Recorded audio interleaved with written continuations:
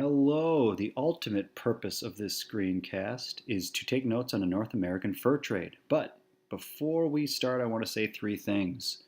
Number one, remind you about a good note. A good note paraphrases ideas from the source using sixth grade words. That's what paraphrasing means, using your own words. A good note captures the main ideas, names, dates, places, the who, the where, the when, the why, the how, those big ideas. A good note uses 3 to 10 words. You want to move quickly when you're taking notes. You don't want to write everything that I have on the slides. You want to short that, of course, make it shorter using paraphrase notes, and then uses shorthand. So plus signs, equal signs, question marks, increase, decrease, coming up with codes for moving things faster. NA for Native American or North America, US for United States. All right. Second thing I want to say to you is take breaks. You don't need to do this all in once. Watch a little bit today, watch another little piece of it tomorrow, and maybe even take it on to a third day. So you come to it refreshed, ready to take notes down. Don't get frustrated by having to have to take too many notes. You can break this up and move at your own pace. Third, please pause when I am done saying everything on the slide. I will say you can pause and take notes at the end of each slide. That's when you should pause and take notes. Don't skip through this just looking for the information. Listen to what I have to say because I add additional information that you need to know. So I will say pause, then you can pause and take the notes and actually do your writing and then move on. All right, finally, and this just occurred to me, there's going to be some things written in red font or red type. You don't need to take those notes. Repeat, do not write the things in red. All right? Let's get started. Your reading purpose is called the North American Fur Trade. So you're writing that up at the top of your notes page. This might take 2 notes pages, maybe 3, depending on how much space you put between things. And then write today's date. These images are really important. We have wampum, and this is a necklace made out of wampum. And looking at these images, this tells us that native people were trading wampum long before Europeans came. This is a kind of, it was used for ornamentation a lot of times in clothing, and they would use this to trade for something else. So this was almost like money in a way. And then over here we have a fur trading encampment or at a trading post, and you have European and native people, and you can see the canoes, and so this is during the fur trade. Down here you have the North American beaver. The North American beaver was used to make this top hat, which is a very popular item in Europe at the time of the fur trade, and this made the beaver highly sought after. It was a very important commodity. All right, let's get started. So we're going to watch a video in class. Don't worry about this question now. We'll watch this in class, so we're going to move beyond it. So Roman numeral 1, all cultures trade. This image shows native people hunting bison. This is probably early native people long before Europeans arrived, and they would often trade, and you're going to see evidence of that with some information that I give you. So uppercase A, trade connected American Indians throughout North America long before the arrival of Europeans. Uppercase B, trade gave American Indian groups a chance to get and use resources they would otherwise not have access to. And here is evidence of that. Remember, you don't need to write this down when it comes time for you to pause and write down the notes. How did native tribes in Colorado get shells? There's archaeological evidence that shows native tribes living in Utah and Colorado have seashells. And of course, well, archaeologists wondered, how did this happen? Well, they would trade with tribes from California who did have access to the ocean. And they wanted those shells in Colorado and Utah, tribes living there, so that they could decorate clothing or sometimes use it as tools. So trade was going on long before Europeans arrived. Pause now and take the notes. All right, Roman numeral 2, push factors to America. This shows voyageurs looking for furs or looking for the next trading post. This shows pilgrims or people that were coming to North America seeking religious freedom. So the dates here are important. 1500s and 1600s is when the first Europeans arrived. You may want to make a note of that or put that somewhere in your notes just so you have a time frame of when Europeans started arriving in North America. So in the late 1500s and early 1600s, Europeans were pushed meaning something bad was happening in their home country and they were pushed out to North America to escape religious persecution or intolerance. So there was some type of persecution going on in the home country because of their religious beliefs. They weren't allowed to practice their religion, so they came to North America. Uppercase B, to avoid war. There was a war going on in their home country. It was dangerous to live there, so they were pushed out to avoid it. Uppercase C, break free from poverty. A lot of overcrowding in cities occurred right around this time, 1500s and 1600s in Europe. And not a lot of jobs were available, so people lived in a state of poverty. To escape from that, or they were pushed out by it, they would go to North America. All right, pause now and take the notes. Okay, Roman numeral 3, pull factors to North America. So this is what is pulling people to North America. So in the late 1500s and early 1600s, Europeans were pulled to North America to uppercase A, find a job or work. A lot came as indentured servants. That means they were signing a contract that they would serve for 4 to 7 years, but were not paid. So they were a servant. They did have some rights though, so they weren't like enslaved labor, but it was harsh conditions regardless. But a lot came to find jobs.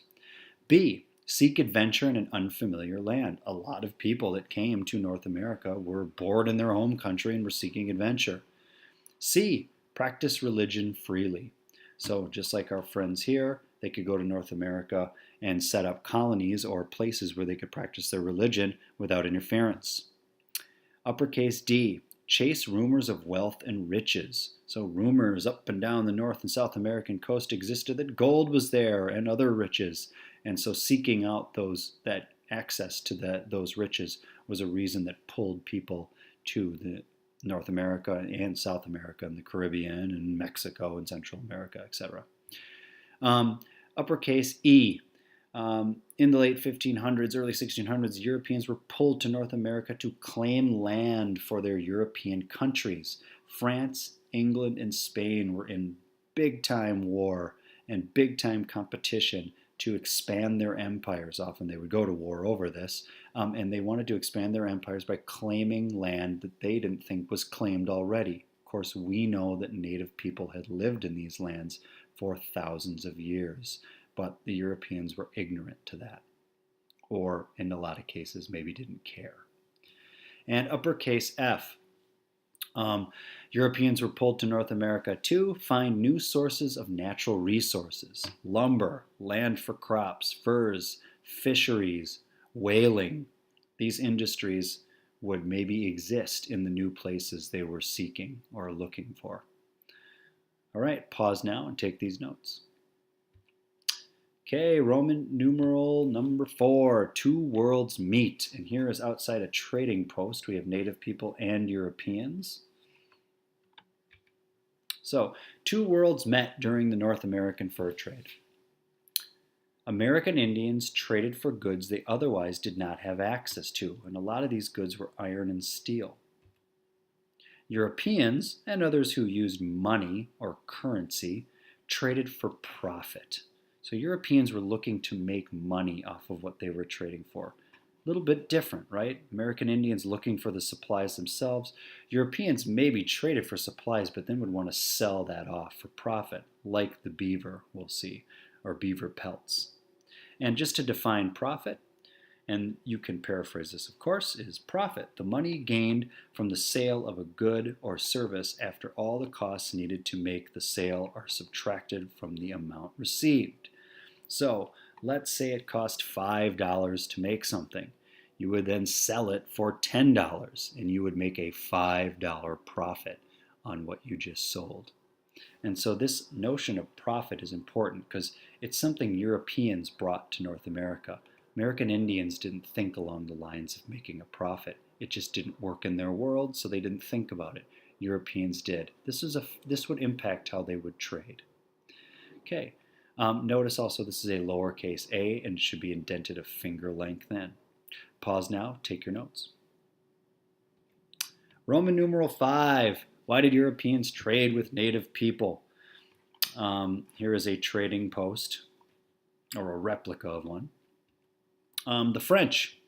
who were the primary traders in North America, primarily came to North America to trade or exchange goods with native people for furs. So they would bring goods from Europe in exchange for furs that were trapped by the native people. B. Traded European goods for furs. And I'm noticing now that B is a lot like A, so you probably don't need to write down B because it is a lot like A. They kind of say the same thing. Uppercase C. The French made a lot of money selling the furs to the producers of clothing. So they would get the beaver, they would turn it into a beaver pelt, and then they would sell that to clothing makers who then would turn it into scarves or top hats, or sometimes the lining of like your sleeves would be in beaver fur. So clothing makers wanted this fur, and they would pay a lot of money for that fur. So that's how those profits were made. All right, you can pause now and take notes. All right, we knew why Europeans wanted to trade. Well, why did native people trade with Europeans?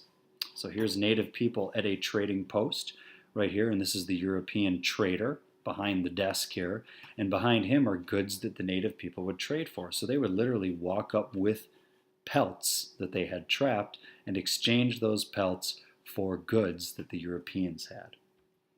So American Indians received goods that made life, in quotes, easier. Blankets, cloth, metal tools, weapons. A lot of these things then they wouldn't have to make by hand, which would save them time, like a blanket. And a lot of them were strong, like steel tools, were really strong and durable and would last long. Weapons, like the rifle, was something that was sought after. Right, uppercase B.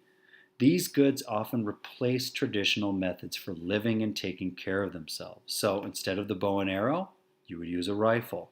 Instead of tools made out of stone or made out of bone, you would use metal tools.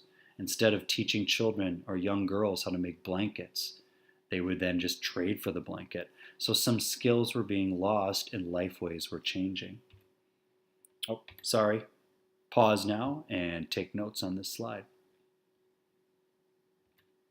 Okay, Roman numeral 7. Fur is valuable, and here is the beaver pelt top hat. So Europeans, uppercase A, wanted beaver pelts for making hats. This is the primary reason they were getting the beaver pelts, is these hats were so popular in Europe. And every man was basically wearing one. And if you had a real beaver pelt one, that meant that you were a man of means, meaning you had money because you got that fur all the way from North America. And uppercase B, valued clothing with fur from North America because it was a sign of belonging to a high social class. A person looked rich because clothing with fur was expensive. So the fact that they came from North America, the fur that they were using was all the way from North America. It was a status symbol to have that hat because it said, oh, I have something all the way from North America, shipped all the way from there. So it became a sign of high social class. All right, pause now and take notes.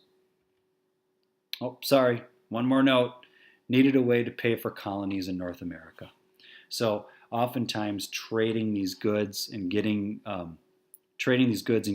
beaver pelts in exchange, this was a way that they had sent all these people now to set up colonies in North America. Well, that you have to pay for schools, and you have to pay for hospitals and healthcare. You have to pay for military presence in these colonies. And to pay for that, you would have to trade. And a way to pay for these colonies was trading for that fur, which made a lot of money. Pause now and take the notes on this slide. All right, Roman numeral 8. Fur trade impacted the world. So the entire world was impacted by the fur trade. It's one of the first real big world businesses. The fur trade, uppercase A, was a worldwide business. It linked Europe, Africa, North America, and South America. And there was even a fur trade going on in Asia and Russia, all the way into Alaska. So the whole world had their hands or was making money off of this fur trade. Uppercase B, the fur trade required Europeans to purchase goods from all over the world to trade for fur. So when those Europeans would come across to North America, they were bringing goods that they had purchased all throughout Europe, maybe purchased those goods in Africa, may have purchased those goods in Asia. They were bringing those goods over to North America and exchanging them for fur. So this is really the first worldwide business. Oh, and pause now, take notes. Okay, Minnesota factors in. So Roman numeral 9, Minnesota and the fur trade.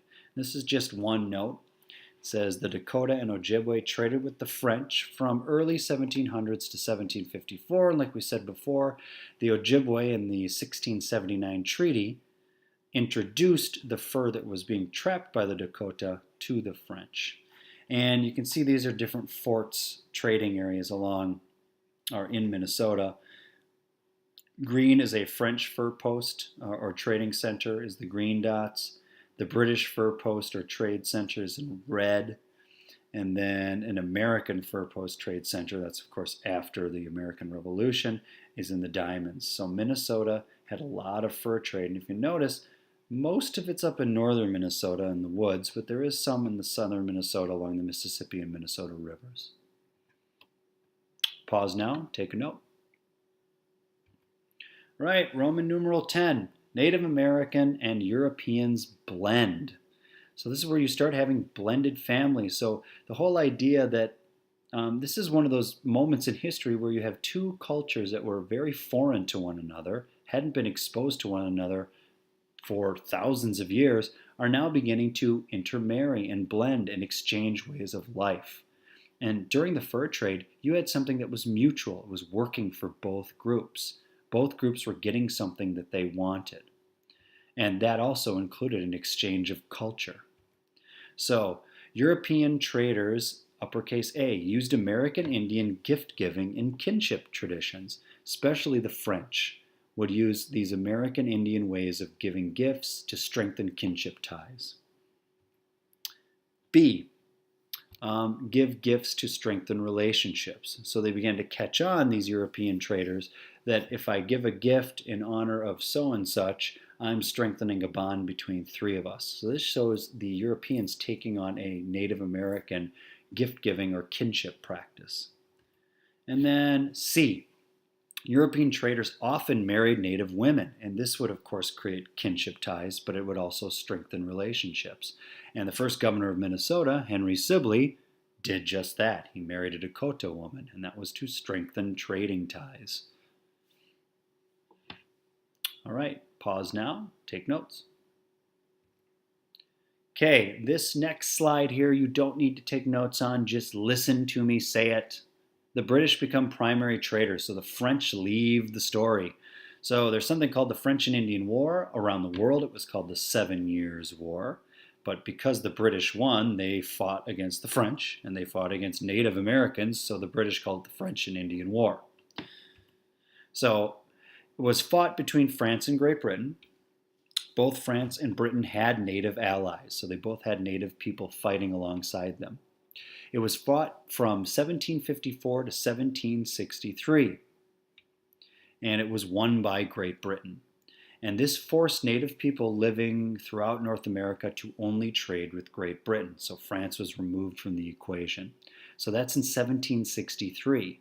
Got to think that not far away from American independence in 1776. That's where the story changes. So you're not taking notes on this. We're just giving it to you for your information. You will be taking notes on this slide, though. Now we have Roman numeral 11. America takes control of the fur trade. This changes everything for native people. So here we are outside a trade fort. These packs were usually filled with furs, and often they carried things in barrels. So that's why you'd see a lot of that.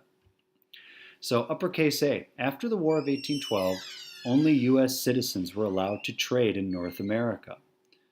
So that means that native people could not participate in the fur trade. Only citizens of the United States could do it.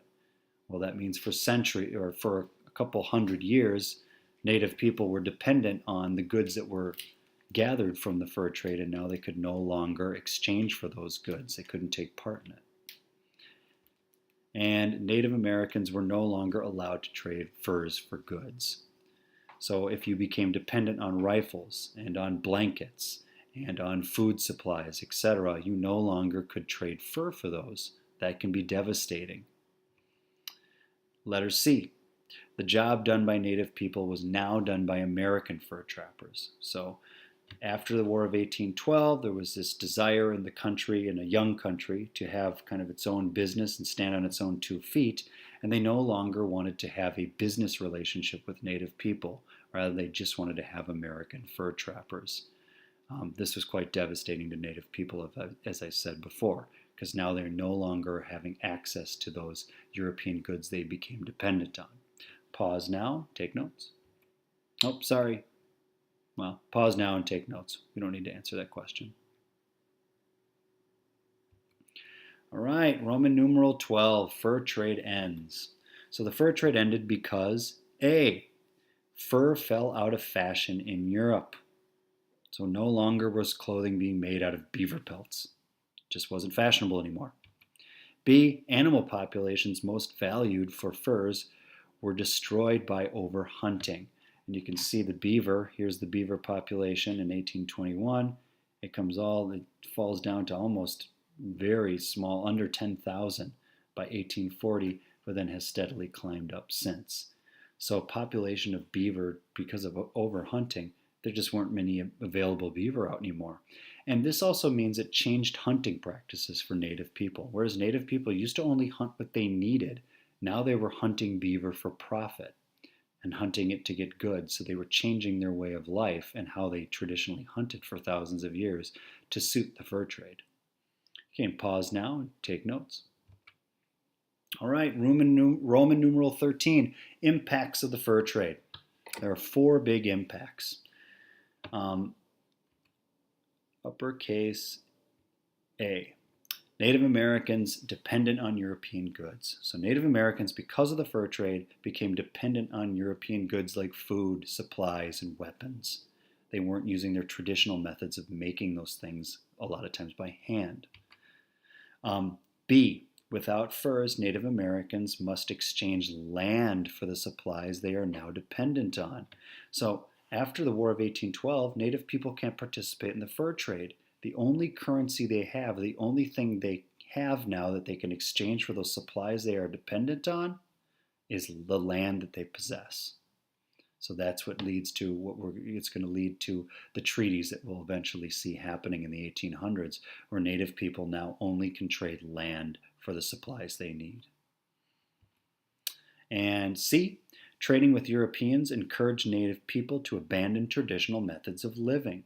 Example, how they hunted with bow and arrow, in favor of European methods using the rifle. So they were abandoning their old ways of life. Young girls were not learning how to make blankets and clothing anymore because they could purchase those items by trading fur. So a lot of skills were dying out. And D, trade encouraged European traders to become permanent residents of North America. So because of the North American fur trade, Europeans were now not just coming over here to trap furs and then go back home. They were coming here to live for good. So this is what brought the white population into the state of Minnesota and much of North America. But it also led to mixed families. All right, pause now, take a note. All right, that concludes the screencast. Thank you for listening.